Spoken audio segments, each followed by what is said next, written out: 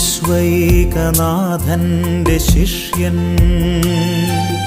വന്നെത്തി ദൂരത്തു നിന്നും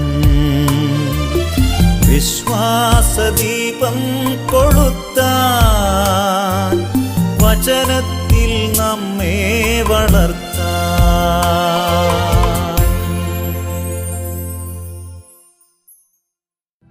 കർത്താവായ ഈശോയെ, പിളർക്കപ്പെട്ട അങ്ങയുടെ ദിവ്യഹൃദയത്തെ ഉറ്റുനോക്കിക്കൊണ്ട് പശ്ചാത്താപവിവശനായി എൻ്റെ കർത്താവേ, എൻ്റെ ദൈവമേ എന്നേറ്റുപറഞ്ഞ് അങ്ങയുടെ പ്രിയ ശിഷ്യൻ മാർത്തോമാ ശ്ലീഹ കർത്താവും ദൈവവുമായി അങ്ങയെ പ്രഖ്യാപിച്ച നിമിഷങ്ങളുടെ ധന്യത ഞങ്ങളിപ്പോൾ അനുസ്മരിക്കുന്നു.